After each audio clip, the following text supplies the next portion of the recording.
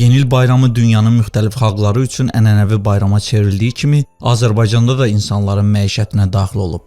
Bəzi fərziyyələrə görə yeni il ilk dəfə qədim Çinlilər qeyd ediblər. Digər mənbələrdə bu qədim Almanlar və Romalıların adı ilə bağlanır. Başqa bir mənbə isə ənənənin Mesopotamiyadan alındığını sübut etməyə cəhd edir. Bu gün sizə yeni il bayramının tarixi və müxtəlif ölkələrdə necə qeyd edildiyi haqqında məlumat verəcəyik. Siz isə bizə dəstək olmaq üçün kanala abunə olaraq şərh yazmaq unutmayın. Bu bayramın yaranmasının azı 25 əsrlik tarixi var. İlin dəyişməsini bayram etmək adəti ilk dəfə qədim Mesopotamiyada yaranıb. Eramızdan əvvəl 4-cü minilliyin sonunda Şumer, Babilistan, Assuriya kimi bu günümüzə qədər gəlib çatan mədəni irsliyə hələ də bizi heyrətləndirən mədəniyyət mərkəzləri burada təşəkkül tapıb. Tarixçi alimlərin fikrincə, məhz həmin dövrdə burada yeni ilin gəlişi ilk dəfə bayram edilib.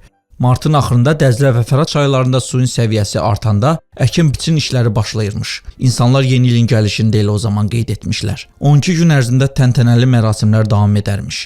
Xeyir tanrısı Mərdükün şər qüvvələr və ölüm üzərində hakimiyyəti başlayırmış. Bütün məhkəmə işləri, cəzalar təxirə salınarmış. Həmin dövrə aid gil kitablardan biri üzərində yazılmış mətnə görə bu bayramda qul ağaya çevrilərmiş. Yeri gəlmişkən karnaval sözü Babil dilindən tərcümədə gəmi dəniz deməkdir. Bu da Mərdükün Dəzlədə üzməsi ilə bağlı ayinlərdən gələn ifadədir. Bayram günlərindən birində Mərdükün dəhşət ilahəsi ilanbaşlı Tiamatla döyüşü səhnəsi canlandırılarmış. Nəticədə əlbəttə ki, Mərdükün qalib gələrmiş.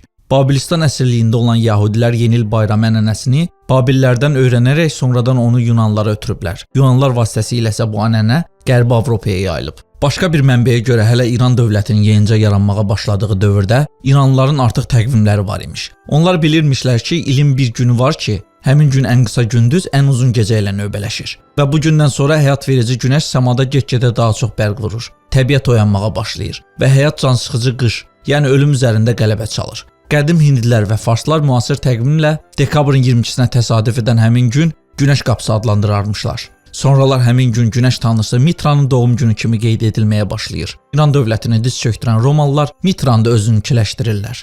Qədim Romada təqvim aylarındakı günlərin sayı müxtəlif idi. Hətta rüşvət verib onları dəyişdirmək də olardı. Lakin bir gün dəyişməz idi. Yeni il həmişə yanvarın biri gəlirdi və Mitranın doğum günü işığın qaranlıq üzərində qələbəsi günü də bununla üstə düşürdü. Bu bir təsadüf idi. Əsrlər keçdi, Roma dövləti rəsmi olaraq xristian dövləti kimi tanındı və məlum oldu ki, İsa peyğəmbərin doğum günü də elə dekabrın son günlərinə təsadüf edir. Beləcə bu bayram həm yeni il gəlişini, həm həyatın ölüm üzərində qələbəsini, həm də milad gününü özündə birləşdirmiş oldu. Dünyanın hər yerində bütün insanlar yeni ili eyni ümidlərlə, xoş möcüzələr, yeni uğurlar, xoşbəxtlik arzuları ilə gözləsələr də bayramı hərə öz adət-ənənəsinə uyğun qarşılayır. Avropa ölkəsi olan Fransada Şaxta Baba Père Noël, yəni Noel atı adlanır. O yeni il gecəsi gəlir və evin balaca sakinlərinin başmağına hədiyyələr qoyur. Böyüklər isə bayram günü daha çox yeyib içməyi sevirlər. Fransanın şərab ölkəsi olduğunu nəzərə alsaq, vəziyyəti təsəvvür etmək olar. Bu ölkədə bayramın ən maraqlı tərəfi hədiyyələrdir. Amma burada bir qədər diqqətli olmaq lazımdır. Hər hədiyyəni hər adama vermək olmaz. Məsələn, bu bayramda qadının öz ərindən başqa kimdənsə hədiyyə olaraq ətir qəbul etməsi yaxşı hal hesab olunmur. Yeni il həmçinin Azərbaycanda da qeyd olunur. Şənliklər keçirilir. Uşaqlar Şaxta Baba ilə qar qızın yolunu gözləyir. Bəzi insanlar deyir ki, Azərbaycan müsəlman ölkəsidir deyə yeni il keçirmək düzgün deyil. Bunlar səhvdir. Əslində yeni il təqvimin yenilənməsinə görə qeyd olunur. Yeni ildə İsveçrədə insanlar bir-birinə şam hədiyyə edirlər ki, bu da dostluğun və sevincin rəmzidir. Bayram axşamı isə ailə başçısı ata zibil atmaq bəhanəsi ilə evdən çıxır və Yul Tomten, yəni Şaxta Baba obrazında qayıdır və uşaqlara hədiyyələr paylayır. İtaliyada yeni ildə uşaqların isə şaxta babaları yox, şaxta nənələri var. Onun adı Befan nənədir. Bu ölkədə yeni ili bərkdən qışqıraraq qarşılamaq adəti var. Ucadan danışmaq italyanlar üçün adi hal olsa da, yeni il gecəsi onlar öz səslərinə tam sərbəstlik verirlər. Beləcə onlar həm də köhnə illə vidalaşırlar. Əgər yeni il bayramı ərəfəsində təsadüfən Roma küçələrindən keçsəniz ehtiyatlı olun. Çünki pəncərələrdən atılan köhnə ev əşyalarına hədəf ola bilərsiniz. İtalyanlar hesab edirlər ki, yeni il astanasında bütün pis fikirlərdən və köhnə əşyalardan xilas olmaq lazımdır.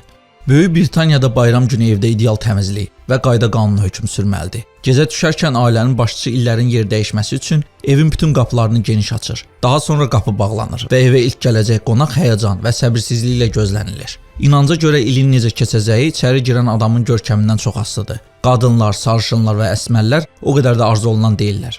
Ən uğurlu qonaq kürən kişi hesab olunur. Dəhşətli hadisə çatmaqaş adamın içəri girməsinə qarşı isə O dəqiqə ehtiyat tədbirləri görülür. Ocağa duz atılır, qapıdan xaç asılır. Gələn qonaq özü ilə viski, şirin çörək və kömür gətirməlidir. Kömür ocağa atılır ki, yeni ildə ailə ocağı daha gür yansın. Kiçiklər isə öz valideynlərini xeyli təəccübləndirirlər. Bu balaca çoxbilmişlər Şaxta babanın onlara göz qoymasından ehtiyatlanaraq ay boyu özlərini yaxşı aparır. Dəcəllik etmirlər. Əks halda bayram gecəsi sobanın yanına qoyduqları çəkmələrin içindən kartof ya bir neçə kömür tapa bilərlər. Almanlar yeni il gecəsi saat 12-ni vurarkən ovuzlarında metal pul çıxaraq tullanırlar. İnanırlar ki, bunu etsələr yeni il daha bərəkətli olacaq. Finlandiyada yeni il süfrəsi gavalı kiseli və düyü sıyığı olmadan təsəvvür edilmir. Bayramın əsas qəhrəmanı isə Fin Şaxta baba, Yoğlu Pukkidir. İspaniyada bayram günü hamı şəhərin mərkəzi meydanına axışır. Üzüm yeməyə, həm də kütləvi şəkildə. Hər kəs müəyyən vaxt ərzində 12 salxım üzüm yeməlidir. Bayram axşamı küçələrdə müxtəlif təllər qurulur. Bu onun üçündür ki, pis qüvvələr köhnə ildə ilişib qalsın. Avstriyada hələ qədimlərdən yeni il bayramının xeyirxah obrazları baza təmizləyən və donuzdur. Bu əlbəttə sonuncunun bayram süfrəsində həzm rabedən keçirilməsinə mane olmur. Yeni il Avstriyada çox şən keçir. İnsanlar yeni il gecəsini küçələrdə şənlənməklə və karnavallarda keçirirlər. Yeni il bayramını al-alvan, bərli bəzəkli şam ağacsız təsəvvür etmək qeyri-mümkündür. Əlbəttə bu şam ağacı təbii küknar ağacından olsa və yarpaqları ətir saçsa daha gözəl olardı. Amma təbiəti qorumaq xatirinə süni şam ağacları ilə də keçirmək olar. Bəs yeni il bayramında yolka bəzəməyin mənası nədir? Çoxları şam ağacları bəzəməyə ənənəsini də xristian dini ilə əlaqələndirir. Əslində isə həyat rəmzi olan şam ağacının bəzənməsi tarixi xristianlıqdan əvvəl başlayıb və hansısa bir dinlə bağlı deyil. Hələ miladdan çox-çox əvvəl qədim Misirin sakinləri dekabrın ən qısa günlərdə yaşıl palma ağaclarını evlərinə gətirirdilər. Bu həyatın ölüm üzərində qələbəsinin rəmzi idi. Romalılar isə əkin ilahəsinin şərəfinə evlərini yarpaqlarla bəzəyirdilər. Druidlər palıd budaqlarına qızıl almalar asıb qış bayramını qeyd edirdilər. Orta əsrlərdə qırmızı almalarla bəzədilmiş həmişəyaşıl ağaclar dekabrın 25-də qeyd edilən Adəm və Həvva bayramının rəmzi idi. Yeni ilin şam ağacı haqqında ilk yazılı məlumat 16-cı əsrə təsadüf edir. Həmin mənbələrə görə o vaxt Alman şəhəri olan Strasburqda yeni il gecəsi həm kasıb, həm də adlı sanlı zadəgan ailələrində küknar ağacları rəngi kağızlar, meyvələr və şirniyyatlarla bəzədilirmiş. Vaxt keçdikcə bu adət bütün Avropaya yayılır. Yeni dünyaya, Amerikaya yolkanı burada məskunlaşan almanlar gətiriblər. 1851-ci ildə burada ilk dəfə təntənəli şəkildə yolka fənərlərinin yandırılması mərasimi keçirilib. O vaxtdan hər il yeni il bayramında Ağ Evin qarşısında bu mərasim keçirilir. Beləcə şam ağacı bütün dünyada məşhurlaşıb. Növbəti videonun sonu. Yeni iliniz mübarək olsun. Gələn ildə görüşənədək.